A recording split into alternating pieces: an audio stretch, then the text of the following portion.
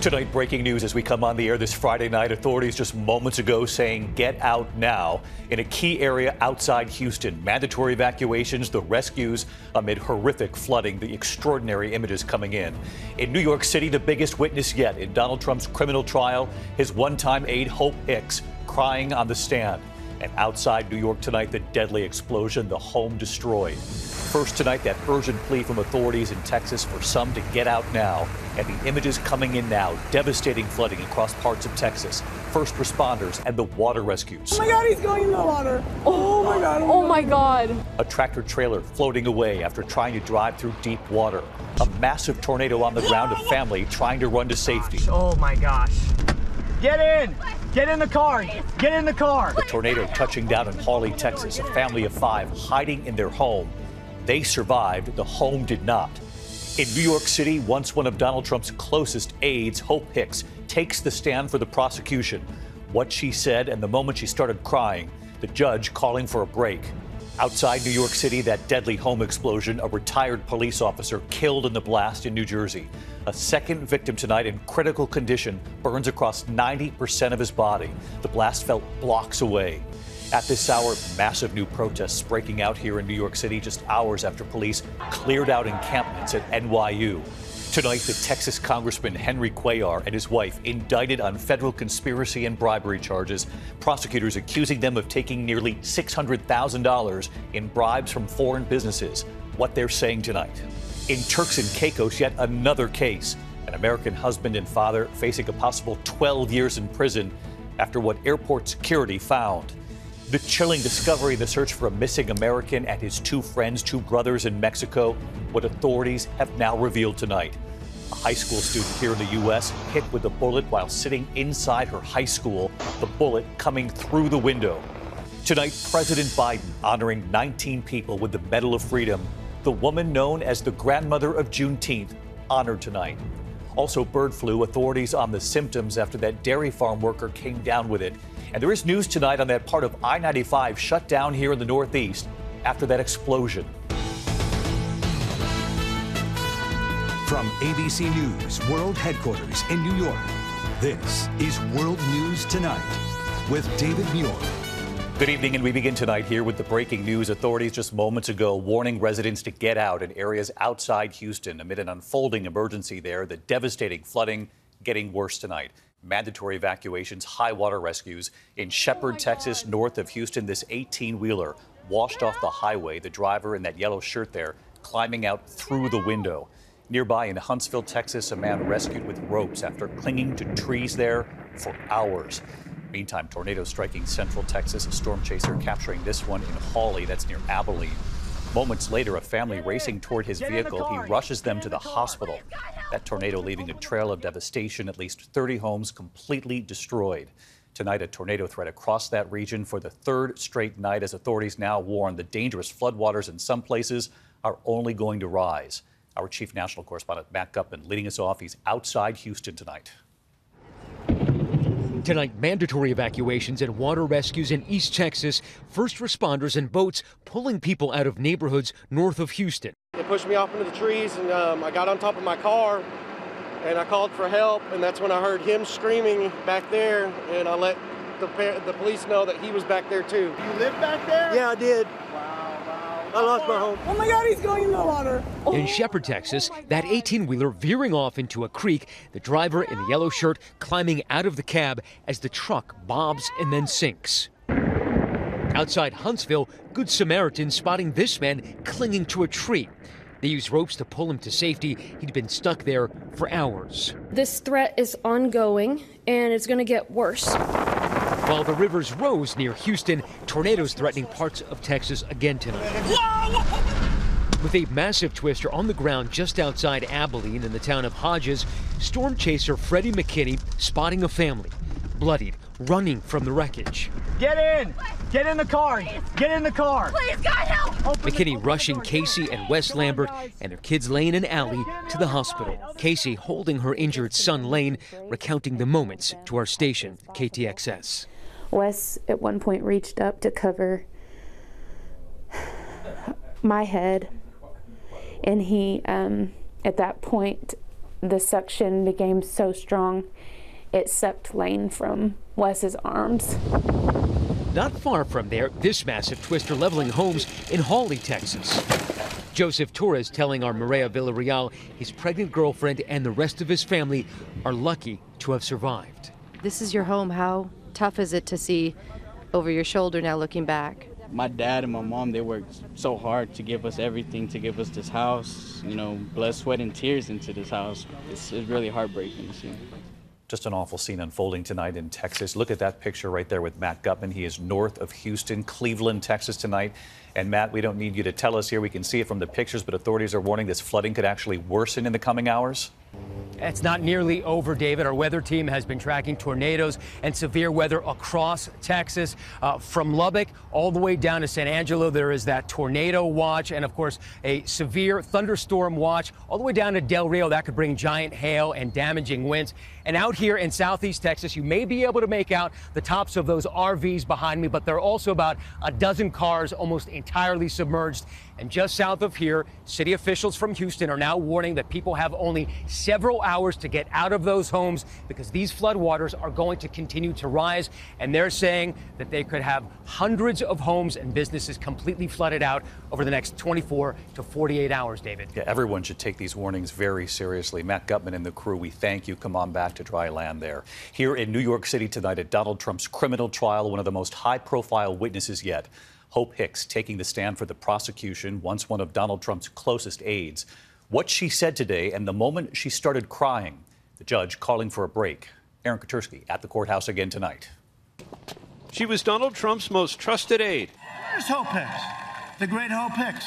And today on the witness stand, Hope Hicks taking the jury back to the final weeks of the 2016 campaign and the release of the explosive Access Hollywood tape, Trump bragging about groping women. When you're a star, they let you do it.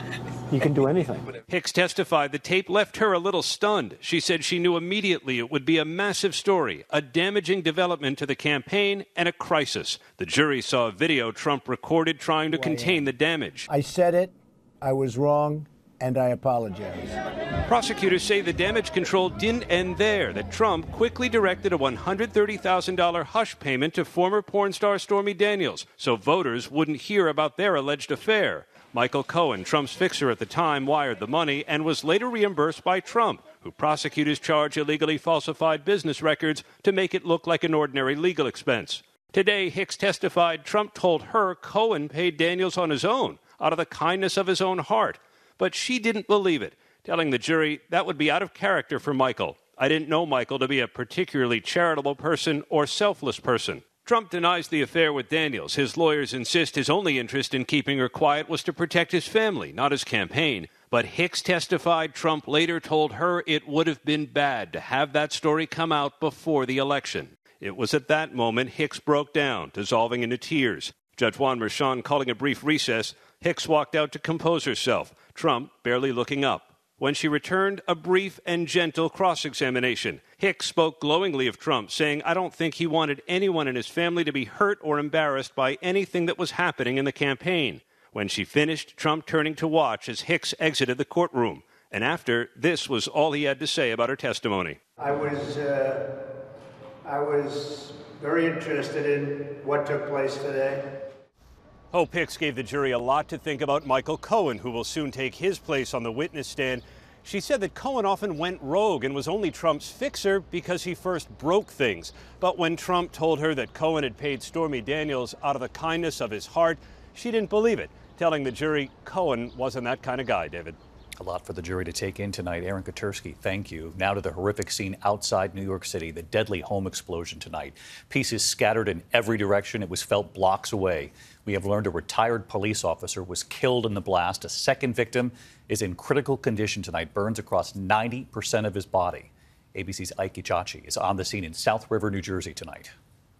Tonight, authorities are investigating what triggered a massive blast that flattened this suburban home, killing a former police officer and leaving another man in critical condition. It was just a big boom. The whole ground shook. First responders in South River, New Jersey called to the scene just after 7 p.m., arriving to find the residents engulfed in flames and in ruins. 2.5-story wood frame frame structure completely leveled, possible gas leak. Firefighters quickly containing the blaze, wreckage strewn across the neighborhood. A lot of debris on the roadway, a lot of debris on other lawns. Nearby homes and vehicles sustaining damage. The garage doors off this house caving in. Neighbors say the explosion could be felt for blocks. We're astonished by the debris. The explosion was loud, but we just saw the debris and just could not comprehend. 62-year-old retired Newark police officer Kevin Gilbert killed in the blast. The department today offering their condolences to his loved ones, saying he served the force for 26 years. Now, David, it's still an active scene at the home behind me. Officials say the second man injured in this blast is related to the retired officer who died.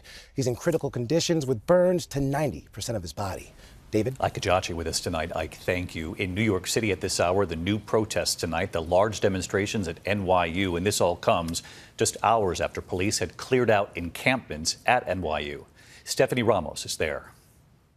Tonight, massive new protests just outside NYU. Hundreds of pro-Palestinian protesters now gathering on the streets. I think student movements historically have brought a lot of change. It comes just hours after the NYPD arrested more than 50 people and cleared out tents at NYU and the new school. Tonight, the president of Columbia University is speaking out in a video statement for the first time since calling in police to clear that campus building seized by protesters. It was a violent act that put our students at risk, as well as putting the protesters at risk.